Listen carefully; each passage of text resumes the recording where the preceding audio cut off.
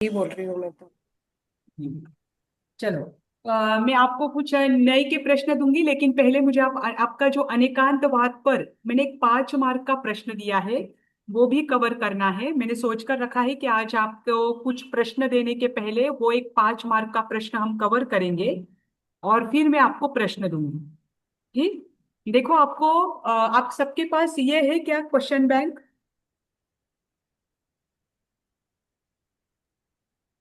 Question bank सबको मिला है ना क्वेश्चन बैंक? हाँ मैम। हाँ हाँ मैम। हाँ अनेकांत हाँ। पाठ कर दिया है आपने। हाँ, तो उसमें देखो एक प्रश्न है, त्रिमूल्यात्मक तर्कशास्त्र की संकल्पना को स्पष्ट करें। मैम वो नहीं है। आपकी आवाज ब्रेक हाँ, मेरे ये तो क्वेश्चन है। मैम ये नहीं दिया है आपने।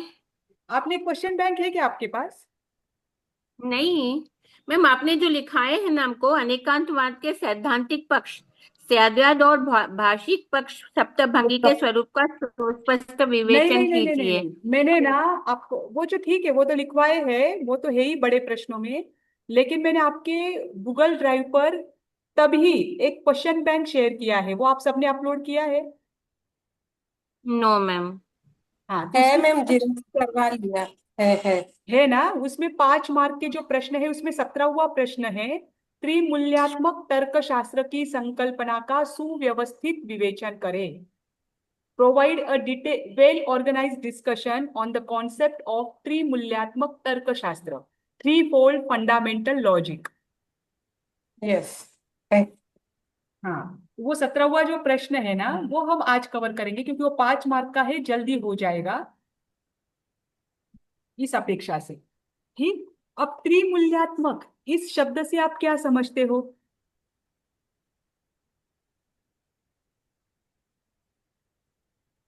आपने जो अनेकांतवाद पढ़ा है उससे रिलेटेड होगा कुछ। हाँ जी, अनेकांतवाद का ही है ये। पर ये त्रिमूल्यात्मक तर्कशास्त्र की जो संकल्पना है ये पाश्चात्य विचारक ने दी हुई है। तो उस संकल्पना का अनेकांतवाद के साथ क्या संबंध है उसे हम देखेंगे। ठीक। ये बहुत शॉर्ट में हो जाएगा, आपको कोई इसमें हार्ड नहीं है, कठिन नहीं है समझना, आसानी से आप समझ लोगे। बस आप शब्दों की ओर ध्यान दो। इसमें शब्द क्या है? त्रिमूल्यात्मक।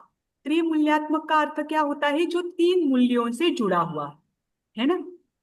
तो इसमें 3 मूल्यों की संकल्पना दी है। अब जो पाश्चात्य विचारक है उसका नाम है ल्यूसाइविक। ल्यूसाइविक आपने शायद पाश्चात्य आपके चल रहे हैं दर्शन, उसमें आपको ल्यूसाइविक का नाम नहीं आया ना अभी तक? नहीं मैम। हाँ ठीक है, कोई नहीं। तो ल्यूसाइविक जो है ना, जो पाश्चात्य विचारक है, उन्होंने एक नई दृष्टि दी सोचने के तरीके को लेकर, इसीलिए ये त्रिमूल्यात्मक दृष्टिकोण कहो या त्रिमूल्यात्मक तर्कशास्त्र कहो, इसके जनक उनको कहा जाता है। उन्होंने क्या कहा कि जगत में मात्र सत्य और असत्य ये दो ही पक्ष नहीं होते। आप ऐसा नहीं कह सकते कि ये संपूर्ण सत्य है या ये संपूर्ण असत्य है। इसके अलावा तीसरा पक्ष भी होता है, जो होता है संभावित सत्य, जिसमें सत्य होने की संभावना है। जैसे आपने कभी सुना होगा, देखो एक विचार आता है कि पूरी दुनिया को एक आप दो ही नजरों से नहीं देख सकते, एक तो ब्लैक नजरों से या फिर व्हाइट नजरों से। ब्लैक का अर्थ है निगेटिव वे और व्हाइट का अर्थ होता है सकारात्मक पॉजिटिव वे में। आपको कभी कभी दुनिया को ग्रे, ग्रे कलर कैसा होता है? ब्लैक और व्हाइट इन दोनों को मिलकर बनता है। तो कभी कभी आपको तो उस मैं मिश्र दृष्टि से दृष्टि भी। भी बोल सकते हैं ना मैम? क्या? मिश्र दृष्टि भी बोल सकते हैं ना? मिश्र दृष्टि भी बोल सकते हैं ना? नहीं नहीं नहीं, मिश्र दृष्टि नहीं। मतलब कुछ चीजें देखो, अब आपको सप्तभंगी आएगी तब आपको क्लियर होगा।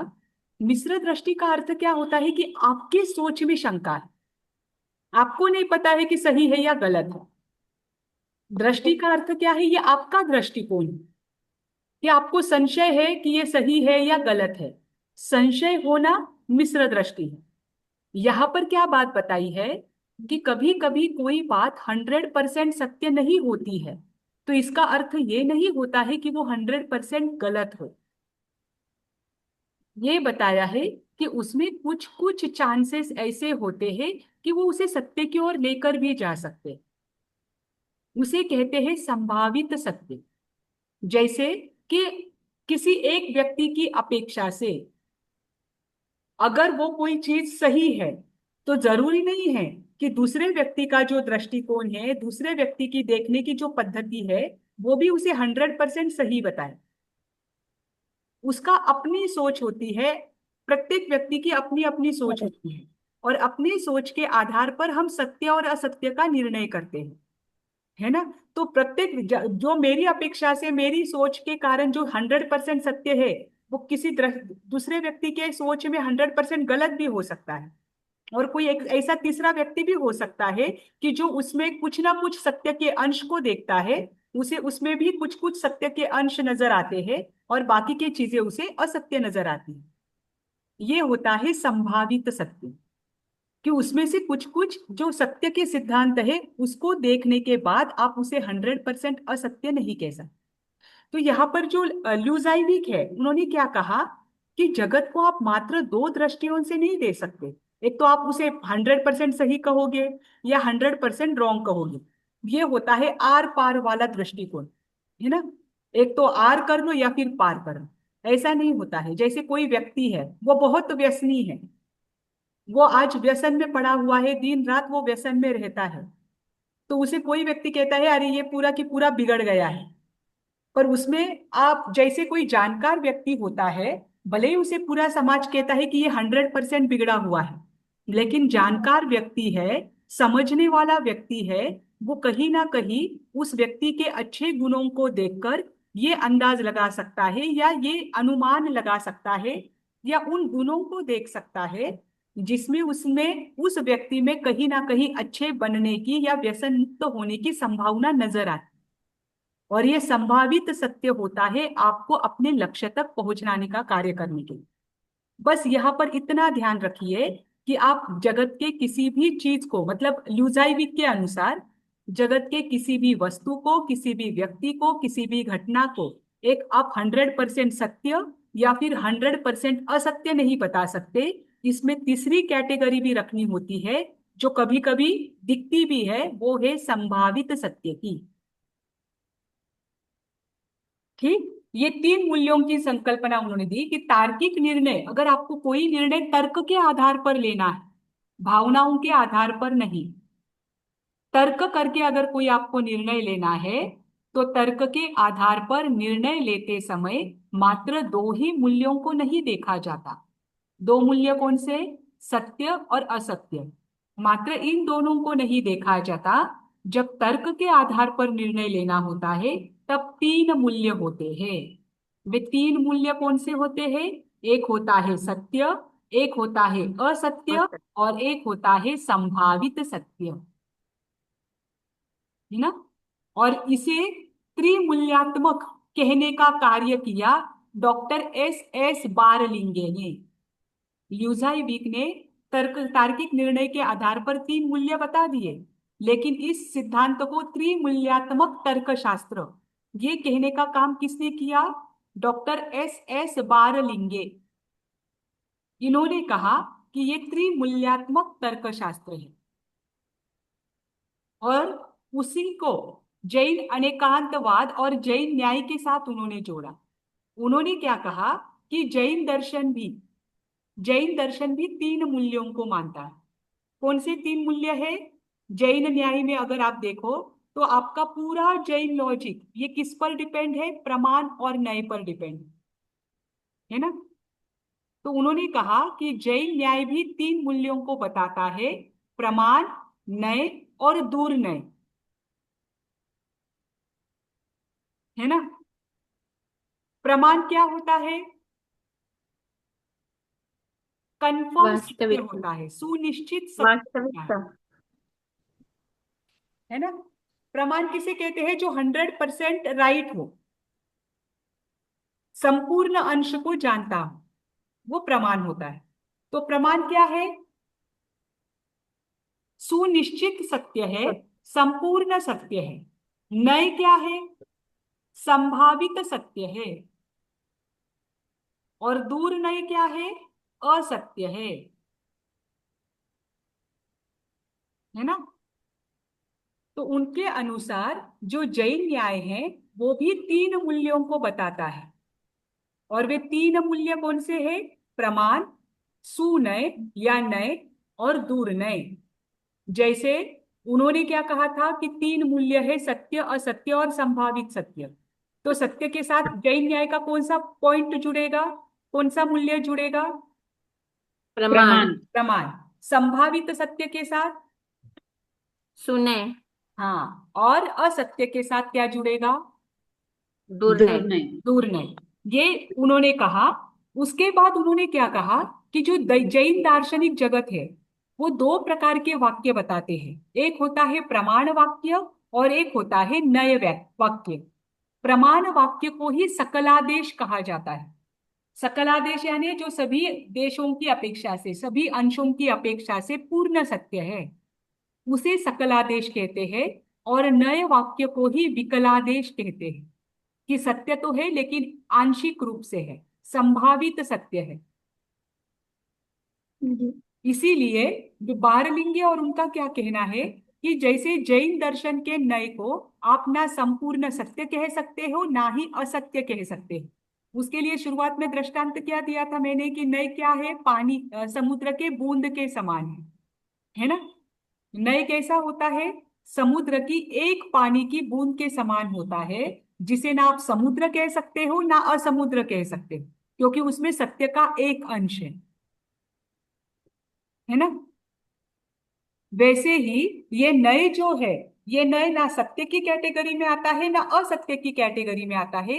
इसीलिए नए को संभावित सत्य कहा जाता है।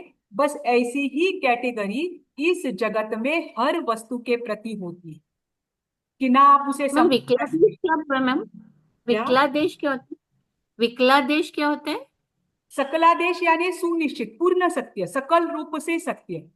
और विकलादेश हम्म। यानी विकल रूप से सत्य, यानी आंशिक रूप से सत्य। अच्छा, आंशिक रूप। हाँ, विकल यानी कहीं ना कहीं कम होना, उसे विकल कहते हैं। ठीक। तो उनका अभी जैसे वो नए हैं, नए को ना सत्य कह सकते हैं ना असत्य कह सकते हैं। नए को आप छोड़ भी नहीं सकते क्योंकि नए के आधार पर ही तो आपका व्यवहार चलता है ना? आपको किसी ने कुछ कहा? हाँ। तो नए के आधार पर ही तो आपको व्यवहार चलाना है। व्यवहार में जब आप रहते हैं तब आपको किसी ना किसी एक पक्ष को मुख्य करते हुए रहना पड़ता है, या जैसा समय है उस समय आप किसी पक्ष को मुख्य करते हैं, है ना? तो वो नए के आधार पर आपको जीवन में जीना है। अगर आप दो ही पक्ष पकड़ेंगे, सत्य और असत्य, तो आप व्यवहार में नहीं जी सकते। बस यही बात ल्यूसाइविक ने कही है कि संपूर्ण सत्य और संपूर्ण असत्य, इन दो कैटेगरी के साथ आप व्यवहार में नहीं रह सकते। व्यवहार में रहने के लिए आपको संभावित सत्य की कैटेगरी को पकड़ना जरूरी है। ठीक। फिर उसके बाद उन्होंने बताया कि जो मैम एक हाँ, तरह से जो आंशिक ये सकलादेश और विकलादेश है वो नए हो गया नहीं नहीं, और सकलादेश व्यवहार हो प्रमाण है। सकलादेश प्रमाण वाक्य को कहते हैं और विकलादेश नए वाक्य को कहते हैं। गया और जो व्यवहार नए है वो संपूर्ण सत्य है। कौन सा नहीं? व्यवहार जो है वो संपूर्ण सत्य है। नए कभी भी संपूर्ण सत्य नहीं होता। सही कह रही नहीं नहीं नहीं, व्यवहार व्यवहार। नहीं, व्यवहार देखो, व्यवहार में आपको संभावित सत्य को लेना पड़ता है। व्यवहार में आप ओके। प्रमाण के आधार पर हमेशा नहीं चल सकते, है ना? या व्यवहार में आप हमेशा अनेकांत का उपयोग नहीं कर सकते। अनेकांत आपकी दृष्टि होती है। अनेकांत की दृष्टि के आधार पर आप नए का उपयोग कर सकते हैं। पहले इस भेद को समझिए। देखो, आपका जो दृष्टिकोण है वो दृष्टिकोण आपका सब तरह से सोचने का होना चाहिए। ये है अनेकांतवाद। पर कौन से समय में कौन से पक्ष को पकड़ना है? जैसे आप बोलते हो ना, द्रव्य क्षेत्र काल भाव के अनुसार धर्म बदलता है। जैसे भगवान महावीर के समय में जैसे स्थिति थी वैसे स्थिति आज नहीं है। इसीलिए भगवान महावीर ने जैसा जीवन जिया वैसा जीवन हम आज के साधुओं के सामने नहीं देख सकते, या उनको उस अपेक्षा से नहीं देख सकते। ये क्या हुआ? समय बदला तो आपने अपना पक्ष बदला, है ना। तो जब आप अनेकांत दृष्टि से अपने विचारों को देखते हैं या पूरे विश्व को देखते हैं, सभी ओर से विचार करते हैं, तब आपको पता चलता है कि व्यवहार में जीते समय कौन सा दिन होता है या कौन सी घटना होती है, उस पर मुझे कौन से पक्ष को लेकर क्या करना है, अपना निर्णय लेना है। हमेशा जरूरी नहीं है कि आज आपने सोच लिया कि मुझे इस चीज को आज छोड़ना है, कोई भी हो, तो वो हमेशा आपसे छोड़ी जाएगी। आप आज किसी के साथ बात नहीं कर रहे हो, समझा, एक व्यवहारिक उदाहरण देती हूँ। आज आपने सोचा कि अब मेरे, समझा आपके घर में कोई व्यक्ति है, आपके भाई बहन है या बच्चे हैं, वो बहुत व्यस्त है, आज मुझे उसे तकलीफ नहीं देना है, तो आज आपने उसके साथ बात नहीं की। तो क्या इस पक्ष को आप हमेशा पकड़ कर रखोगे क्या? नहीं। आज वो व्यस्त है, आज वो व्यस्त है, तो आपने क्या सोचा कि मुझे आज बात नहीं करनी है, पर कल जब वो फ्री हो जाएगा तब आप बात करोगे ना। बस ऐसा ही हर एक पक्ष होता है, ये नॉर्मल चीज है। जब आप व्यवहार में जीते हो तो हर जगह आपको नए को लेना पड़ता है। कभी आपको पुत्र की साइड लेनी पड़ती है, तो कभी आपको बहू की भी साइड लेनी पड़ती है। कभी बहू के पक्ष को स्वीकार करना पड़ता है, तो कभी पुत्र के पक्ष को भी स्वीकार करना पड़ता है।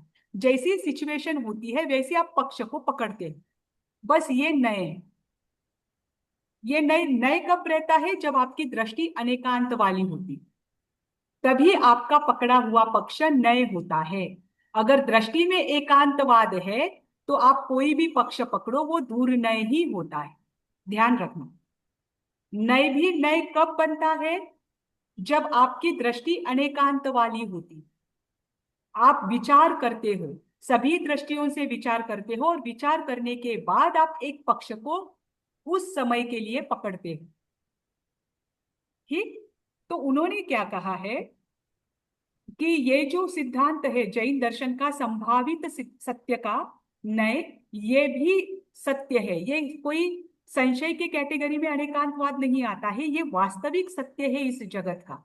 और इसका जो ये जो विचारक है ल्यूजाइविक, उन्होंने इसका समर्थन किया कि जैन न्याय जो बताता है, जो जैन न्याय तीन कैटेगरी आपको देता है, तीन मूल्य देता है, वो वास्तव में आपको जीवन में अच्छे से अपने व्यवहार चले और आध्यात्मिकता भी अच्छे से चले, उसके लिए ये तीन मूल्य अत्यंत आवश्यक है। इसे ही त्रिमूल्यात्मक तर्कशास्त्र भी कहते हैं और बहुमूल्यात्मक तर्कशास्त्र भी कहते हैं। ठीक। पर इसके साथ एक बात ध्यान रखना, कोई कोई व्यक्ति क्या करता है, ये जो जैन न्याय के तीन मुख्य बिंदु है, प्रमाण नय और दूर नय, इनके साथ त्रिमूल्यात्मक तर्कशास्त्र को जोड़ते हैं, तो उसी के साथ वे सप्तभंगी के साथ भी उसे जोड़ने के लिए जाते हैं। सप्तभंगी के साथ इन त्रिमूल्यात्मक दृष्टिकोणों को नहीं जोड़ा जा सकता। ये दोनों अलग अलग चीजें हैं। जब मैम, सप्तभंगी आएगी तब एक मैं मिनट। आपको ये वापस एक्सप्लेन करूंगी। हाँ हाँ, मीनाक्षी जी बोलिए।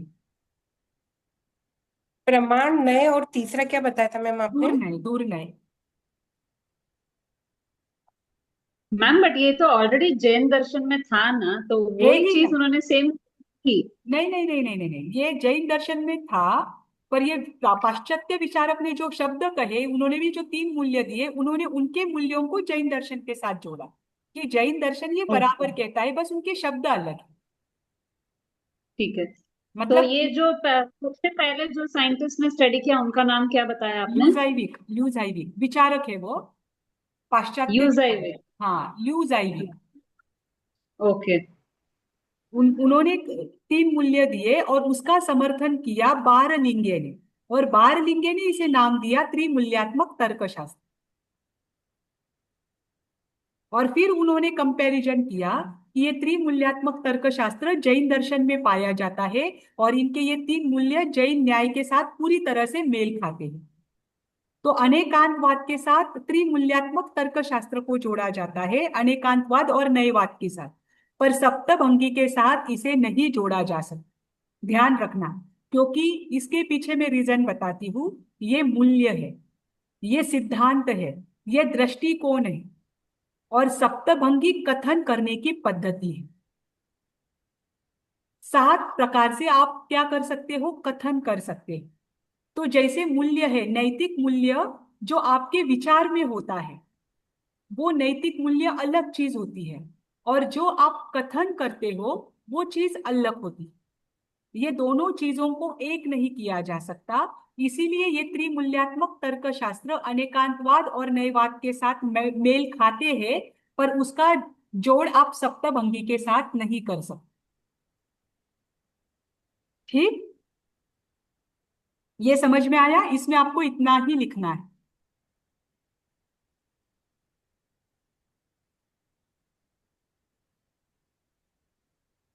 मैम सप्तभंगी कथन है।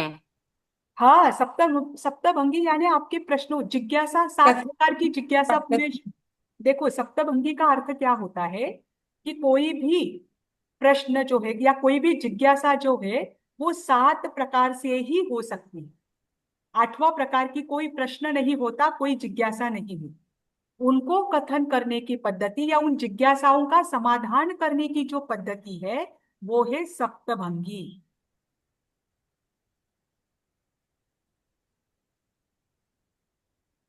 अगर किसी ने पूछा कि ये सही है या गलत है, तो सप्तभंगी जवाब क्या देगी? जब वो अनेकांत दृष्टि से होकर गुजरती है, अनेकांत दृष्टि से सोचती है, तब सप्तभंगी क्या जवाब देती है कि ये किसी अपेक्षा से ये सही है, इस अपेक्षा से ये सही है।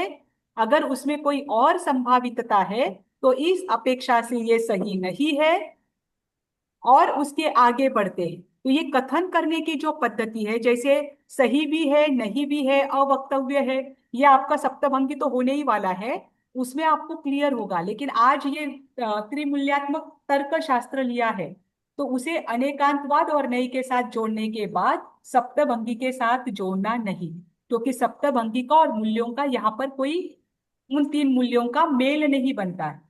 क्योंकि बहुत सारे दार्शनिक क्या करते हैं, उसे सप्तभंगी के साथ जोड़ने का प्रयास करते हैं, तो वहां पर वो उलझ जाते हैं। इसीलिए ये बताया है। ठीक, अभी देखिए, नए को लेकर मैं आपको प्रश्न देती हूँ, कुछ वो ले लीजिए, और जिसने अच्छे से लिखा है वो बाद में मुझे फोटो भेज दे। जब पूरे हो जाएंगे सारे प्रश्न तो मुझे फोटो भेज देना। ठीक, वक्ता के संकल्प को ग्रहण करने वाला नए कौन सा?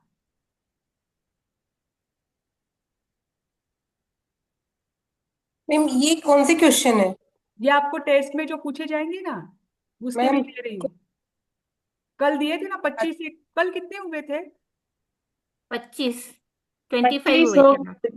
हाँ, बस कल 25 हुए थे, आज मैम मैं। एक मिनट, ये वापस बोलिए ना, आप अभी बोले जो वापस बोलिए ना। हाँ हाँ हाँ। वक्ता के संकल्प को ग्रहण करने वाला नए कौन सा है? किसके संकल्प को? वक्ता, बोलने वाला व्यक्ति जो होता वक्ता, है। Okay okay okay okay madam.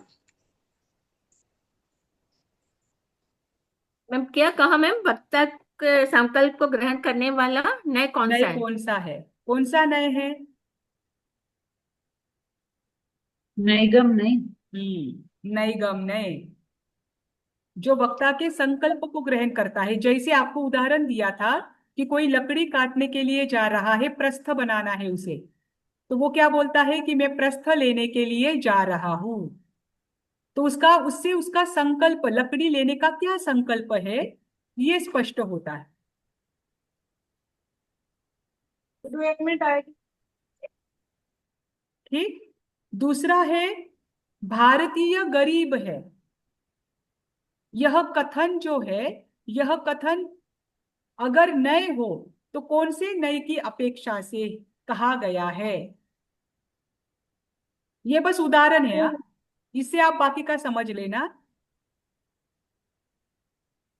या तो होगा रुजु सूत्र या शब्द। मैम क्या था रुजु क्वेश्चन? सूत्र क्यों होगा? क्या होता है? मैम भारतीय, एक मिनट। देखो मैं बोलती हूँ। जो वर्तमान में हो रहा है उस मोमेंट में वो रुजु सूत्र है ना, और जो हो भारतीय गया फिर गरीब है वो इसमें, शब्द है। भारतीय गरीब है इसमें कहाँ वर्तमान काल दिख रहा है मुझे? अभी वर्तमान गरीब है। मतलब मान नहीं। लिया, भारत में गरीब है। अच्छा, ऐसे तो आप कोई भी नहीं जोड़ दोगे। नहीं, देखो, भारतीय गरीब है, यह जो कथन बताया जाता है, अगर वो नई की अपेक्षा से, मतलब वो सुनय अगर हो, तो कौन से नई के कैटेगरी में आता है? वो आएगा संग्रह नय की कैटेगरी में। Bye bye. सॉरी। नहीं नहीं नहीं, कोई नहीं। क्यों? क्योंकि यहाँ पर क्या किया है, संपूर्ण भारतीय को लिया है। हर व्यक्ति गरीब नहीं है, पर समग्रता का सूचक है। ये समग्र, उसमें सारे के सारे भारतीयों को ले रहे हैं। अभी तक उन्होंने कोई व्यक्ति विशेष को नहीं बताया। उन्होंने यहाँ पर जनरली ज्यादातर गरीब लोग पाए जाते हैं, जो कि 1947 के समय पर ये ब्रिटिशर्स के वाक्य बहुत होते थे। हालांकि उन्होंने ही लूटा, पर फिर भी उस समय वो जो सेंटेंस बोलते थे, तो वो किसकी अपेक्षा से, ज्यादातर लोगों की अपेक्षा से बोलते थे। क्योंकि वो एक कृषि प्रधान देश था और उन्होंने गुलाम बनाकर रखा था, तो वो ज्यादातर लोगों की अपेक्षा से संपूर्ण भारतीयों को बोलते थे, है ना। तो ये कथन के व्यवहार के अनुसार तो ये कथन संपूर्ण रूप से हम गलत नहीं कह सकते, क्योंकि यहाँ पर ज्यादातर लोग तब गरीब थे। पर उन्होंने क्या किया, समग्र रूप से बता दिया। समग्र रूप से बता दिया तो सभी है नहीं। तो जब समग्रता का विषय आता है, तब वह संग्रह नहीं होता है। ठीक। अध्यात्म नए कितने हैं? अध्यात्म नए कितने हैं?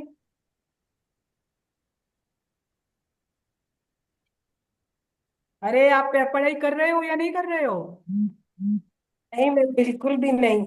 अरे ये तो लेटेस्ट हुआ है। अध्यात्म नए कितने हैं? बुक लेके गेस आके कर। बता फटाफट। बुक लेने गए मीनाक्षी जी, अभी आंसर्स बोलेंगे। अध्यात्म नए 8 है, व्यवहार नए के 4 और निश्चय नए के 4। व्यवहार नय के प्रमुख 2 भेद कौन से बताए थे, सद्भूत, असद्भूत। और इन दोनों के वापस 2 भेद बताए थे, उपचरित, अनुपचरित। सद्भुत नय के 2 भेद, उपचरित, अनुपचरित, और असद्भुत के 2, उपचरित, अनुपचरित। ये ऐसे 4 नय। और निश्चय नय के 4 कौन से, एक अशुद्ध निश्चय नय, एक एकदेश और शुद्ध एक निश्चय नय, एक साक्षात और एक परम शुद्ध, है ना। तो व्यवहार के 4 और निश्चय के 4, ऐसे 8 जो भेद है, वे 8 भेद अध्यात्मनय कहलाते हैं, क्योंकि वे आत्मा को देखकर उनका भेद किया गया है। देखो, नय के मैंने तीनों प्रकार के आपको भेद बताए हैं, द्रव्यार्थिक, पर्यायार्थिक, व्यवहार, निश्चय और सात नय, है ना। तो व्यवहार और निश्चय का जो भेद किया गया है ना, ये आत्मा के स्वरूप को देखते हुए किया गया। इसीलिए बस व्यवहार और निश्चय नय को ही अध्यात्म नय कहा जाता है। बाकी द्रव्यार्थिक और पर्यायार्थिक ये द्रव्य और पर्याय की अपेक्षा से, नैगम आदि जो 7 नय है, वे भी द्रव्य और पर्याय की अपेक्षा से है। मात्र व्यवहार और निश्चय नय, ये 2 ही नय ऐसे हैं जो आत्मा की स्थिति को देखकर, आत्मा को लेकर जीव क्या सोचता है, उसके स्वरूप को लेकर उसकी अपेक्षा से ये भेद किए गए। जब आत्मा को भेद करके दिखाया जाता है, तब वो व्यवहार नय होता है। जब आत्मा को अखंड रूप से दिखाया जाता है, तब वह निश्चय नहीं। ठीक। इस कारण से इन 8 भेदों को, यानी व्यवहार और निश्चय नहीं के 4 भेदों को अध्यात्म नय कहा जाता। आगे जो नए, अब व्यवहार नय और निश्चय नय के अंतर्गत देखिए आप, ये नैगम आदि 7 मत नय मत देखना। जो नए संयोग का ज्ञान कराए, वो कौन सा है? जो अध्यात्म नय के 8 भेद है, उनमें जो नय आपको संयोग का ज्ञान कराता है, वो कौन सा नय होता है? मैम संयोग का मीनिंग? आ, बाहरी वस्तुओं के साथ आपका जुड़ना। मिक्स होना।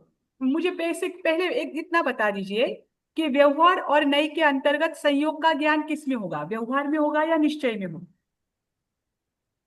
व्यवहार में। हाँ, बराबर, इतना तो कंफर्म है। हाँ। अभी व्यवहार के कितने भेद है, हम्म। असद्भुत और सद्भुत, है ना। जो असत को अपना मानता है, असत भूत का अर्थ क्या होता है? असत को भूत यानी सत्य मानना। आप समय सार में भूतार्थ और अभूतार्थ पढ़ोगे। भूतार्थ का अर्थ होता है सत्यार्थ और अभूतार्थ का अर्थ होता है असत्यार्थ। तो भूत का अर्थ क्या है? सत्य। और असत का अर्थ है जो शाश्वत नहीं है। जो असत को जो सत्य मानता है वो असद्भूत, यानी जो बाहरी आपको संयोग हुए हैं, जो शरीर मिला है, ये जो परिवार मिला है, मकान आदि मिला है, उनके साथ आपका जो संयोग हुआ है उसका जो ज्ञान कराता है वो असद्भूत होगा या सद्भूत होगा? असद्भुत। हाँ, तो इसका जवाब क्या होगा? जो नए संयोग का ज्ञान कराए वो है असद्भूत नए, असद्भुत व्यवहार नए।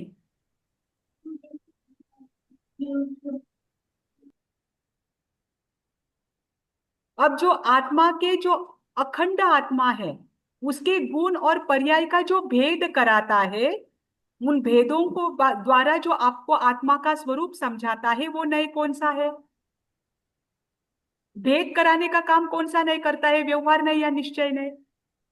निश्चय एक बार रिपीट करना। करता है नहीं, एक मिनट ना, क्या कोमल व्यवहार जी? नहीं। क्वेश्चन क्वेश्चन एक बार हाँ, रिपीट करना। अभेद अखंड आत्मा के गुण और पर्यायों के भेद, अखंड अभेद आत्मा के गुण और पर्यायों के भेद करके समझना और समझाना, वह कौन सा नियम है? व्यवहार व्यवहार नहीं। हाँ, व्यवहार, क्योंकि भेद किया है। अब इसमें किसके साथ आत्मा को भेद किया है? गुण और आत्मा पर्याय। गुण और पर्याय। तो गुण और पर्याय सत है या असत है? असत। असत। सत्य। सत्य है ना मैम, गुण अरे, और पर्याय। तो मुझे तो पता है वो सत है, आप ही असत बोल रहे हो। सत्य। सत्य है मैम, गुण और पर्याय तो हमेशा रहता है ना। हाँ, तो वो मुझे पता है पर्याय वो हमेशा बदलती। रहते हैं, असत जवाब आपने ही दिया। Correct correct. सत्य है मैम, परमानेंट। तो ये कौन सा होगा? सद्भूत व्यवहार नए। पर उसमें भी क्या आएगा? उपचरित सद्भूत व्यवहार नए। ये आप एक बार सारे पढ़ लेना, शुद्ध अशुद्ध निश्चय नहीं और व्यवहार नहीं। मैंने नोट्स नहीं दिए ना आपको? नहीं मैम, इसका सब नहीं आएगा ओहो, notes। ठीक है ठीक है, मैं भेज देती हूँ आपको। हम समय मैम दर्शन के अखंड बाद आत्मा का बोला ना अपने, असद्भुत व्यवहार ने, मतलब हाँ, उच्चरित ऊपर का। सद्भुत व्यवहार ने। हाँ, उपचरित ओके। सद्भूत है। हाँ, ये जो आत्मा के गुण और पर्याय के साथ भेद कराता है।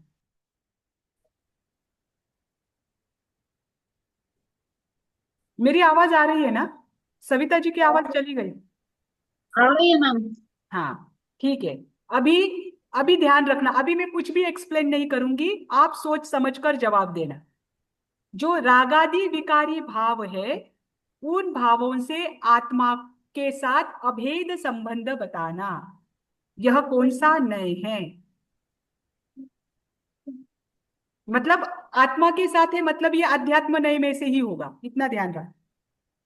रागादि जो विकारी भाव है उनका आत्मा के साथ अभेद संबंध बताना।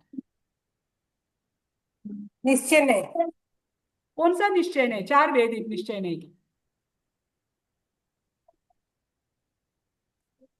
नहीं पता मैम।